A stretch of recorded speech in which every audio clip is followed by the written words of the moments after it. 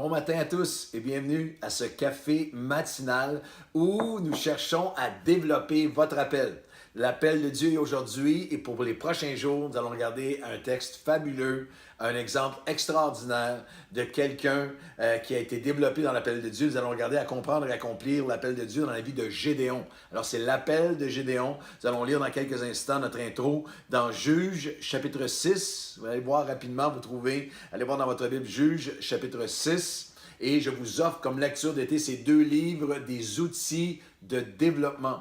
Il y a une école, il y a 30 ans de ministère à développer des gens dans ces deux livres que j'ai écrits. Seigneur, augmente notre foi.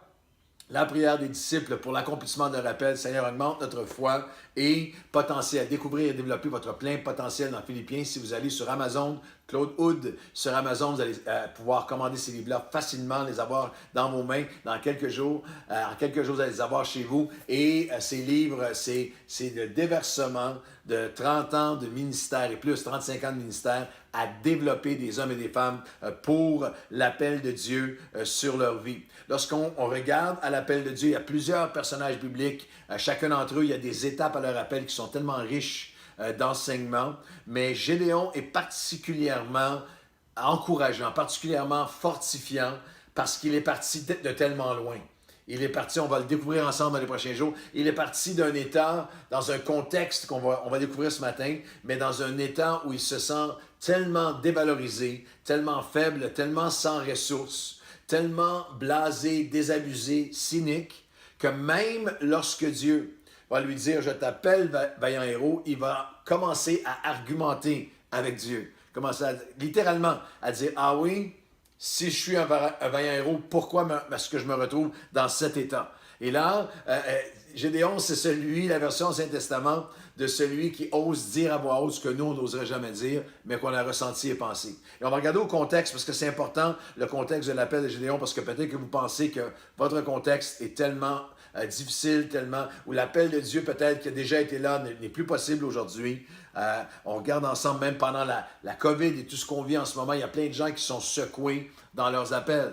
Si je ne peux pas accomplir mon appel dans la condition de l'Église actuelle, les églises ne peuvent même pas se réunir, ceux qui sont appelés à la prédication, à voyager, à chanter, et toutes sortes d'autres sphères de nos vies qui sont secouées dans leur fondement avec la COVID. Mais lorsqu'on regarde à Juges chapitre 6, nous lisons les versets 1 à 6, que les enfants d'Israël firent ce qui avait déplu à l'Éternel.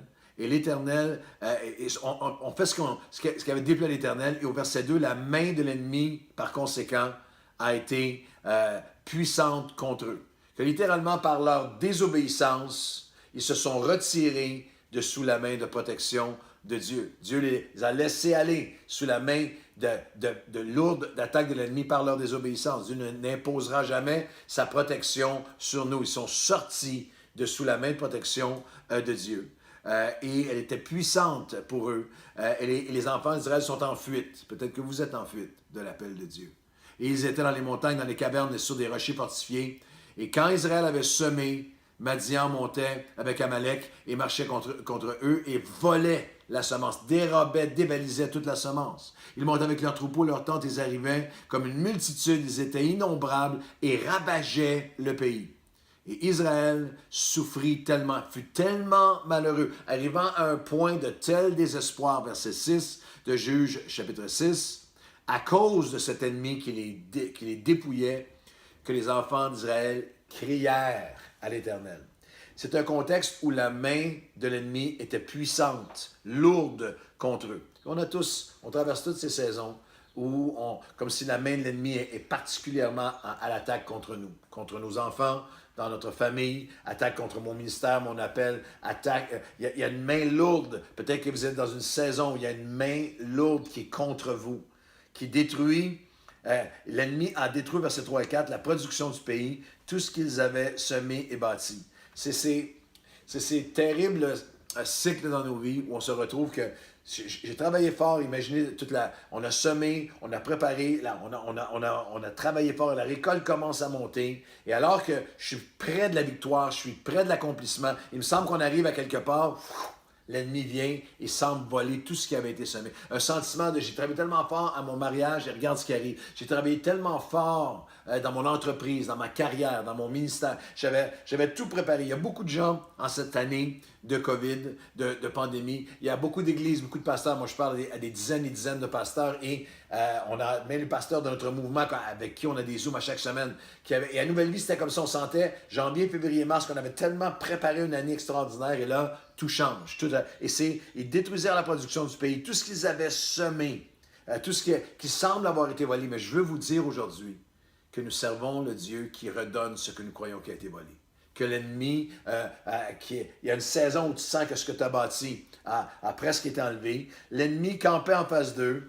C'était littéralement, ils étaient entourés. Le verset 4 et 5. Il y a des saisons dans nos vies où c'est difficile de voir autre chose que l'attaque, que la tragédie, que l'épreuve, que la crise que nous vivons. Ils étaient aveuglés pendant un instant. C'est tout ce qu'ils pouvaient voir, c'était l'attaque. Aveuglés pendant un moment, aveugle à sa fidélité. Ils ne pouvaient presque plus voir la bonté de Dieu, ses promesses. Ils voyaient leur difficulté. Il pouvait aussi être des moments où on devient aveugle à notre propre responsabilité dans ce qui nous arrive. Le texte commence en disant « Les enfants d'Israël avaient déplu, s'étaient rebellés, s'étaient éloignés de l'appel de Dieu, s'étaient eux-mêmes retirés de sous la main de protection de Dieu. » Et parfois dans l'apitoiement, parfois dans le sentiment de projeter sur d'autres continuellement, dans la rationalisation, dans la culpabilisation de d'autres, on en vient, lorsque nous sommes sous attaque, on en vient à ne pas vouloir même voir, à être aveuglé à notre propre responsabilité. Ce n'est pas toutes nos épreuves qui sont le résultat de nos actions, mais il y a souvent une part que nous sommes éloignés. Ce que j'ai fait a déplu à l'Éternel. Je me suis retiré de sous sa main de grâce et de bénédiction, et la guérison vient seulement dans cette humble reconnaissance. Il y a une armée de 135 000 hommes, le texte nous dira un peu plus tard, qui les terrifie et qui les appauvrit, ou un moment dans leur vie où ils sont dans un cycle terrible. C'est un cycle qui existe encore aujourd'hui, un cycle encore très présent aujourd'hui, un cycle de désobéissance qui a amené une dévastation. Et à ce moment-là, ils ont arrivé à un endroit où ils ont crié à l'Éternel. Alors qu'ils ont crié à l'Éternel, il y a une délivrance et il y a une destinée qui va être rétablie. Désobéissance, dévastation, délivrance parce qu'ils ont crié à l'Éternel et destinée. Ils étaient dans un état de désobéissance. Dieu avait appelé son peuple à être extraordinaire, à briller avec amour, avec justice, avec générosité, à être l'expression de son amour, de son pardon, de sa grandeur, de sa fidélité, mais ils se sont éloignés, ils ont désobéi. Ils sont réduits. Dans la désobéissance, ils les ont réduits. Ils se sont mis à copier les nations autour d'eux. Et ce que nous copions nous capture. Et peut-être que vous êtes dans un état où la désobéissance vous a éloigné de l'appel de Dieu. Il faut avoir cette humilité, cette introspection, cette honnêteté envers soi-même.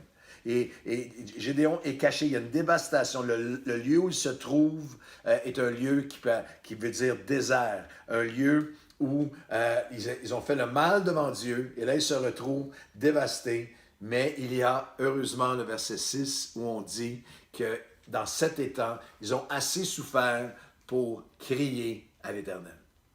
Est-ce que vous avez assez souffert pour crier à l'Éternel? Est-ce que vous avez assez perdu de temps en cette journée, la journée d'aujourd'hui, du mercredi, que nous consacrons toujours au jeûne et à la prière? Et le jeûne et la prière, c'est crier à l'Éternel. Ils ont crié à l'Éternel. Alors que nous prions pour vous aujourd'hui, alors qu'on commence la journée en prière ensemble, alors que je vais, dans cette journée, avoir des moments de prière avec notre staff de l'Église, avec nos pasteurs, avec des pasteurs de partout au travers de Québec, alors qu'on va prier et jeûner aujourd'hui pour vous. Prier et jeûner ce soir avec la réunion de prière en ligne ce soir. Est-ce que vous êtes prêts avec nous à crier à l'Éternel? Le verset 6, ils sont arrivés à un tel point qu'ils ont crié à l'Éternel. Est-ce que vous êtes prêts aujourd'hui à dire, Seigneur, j'ai été dans cette dimension de désobéissance qui a amené une certaine dévastation, mais aujourd'hui, je vais crier à toi. Et dans la dernière minute, il faut que je vous le dise de cette façon. Il y a une chose tellement importante que vous devez entendre aujourd'hui.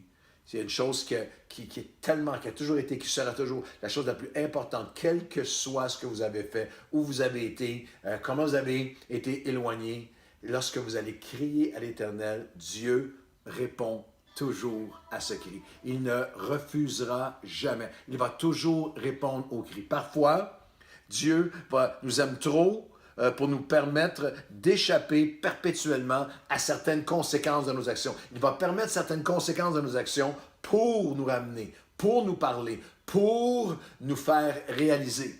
Mais ne perdez jamais de vue, ne laissez jamais l'ennemi vous mentir.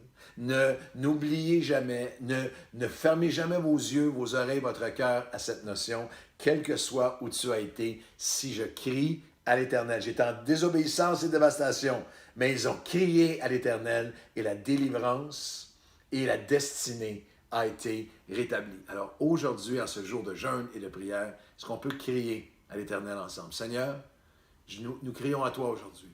Nous appelons à toi aujourd'hui. Si nous t'avons désobéi, si nous nous sommes éloignés, si ce que nous avons fait a déplu à l'Éternel. Les hommes de Dieu de plus grands appels et de plus grand impact dans la Bible, David a fait des choses qui ont déplu à l'Éternel. Salomon a fait des choses qui ont déplu à l'Éternel. Moïse a fait des choses qui ont déplu à l'Éternel. Pierre a fait des choses qui ont déplu à l'Éternel. Mais lorsqu'ils ont crié à toi, avec humilité, avec repentance, avec un véritable sens de « je crie à toi aujourd'hui », Seigneur, jamais tu ne nous refuses, jamais tu n'oublieras, jamais tu ne refuseras, jamais tu ne résisteras au cri de ton enfant qui appelle à toi. Comme ce père du fils prodigue qui, de loin encore, pendant qu'il était encore loin, le père s'est mis à courir vers le fils. Aujourd'hui, je prie pour celui ou celle qui est encore loin. Comme Gédéon, se sent encore tellement loin, mais alors qu'ils vont crier à toi, qu'aujourd'hui, là où ils sont en voyant ce podcast, ils vont crier à toi, te voici, tu accours vers nous pour, Seigneur, de la désobéissance à la dévastation, nous puissions entrer face à ton amour, que nous puissions entrer dans cette saison de délivrance et de restauration de notre destinée. Comme Gédéon, nous voulons accomplir notre appel devant toi. Au nom de Jésus, Amen et Amen.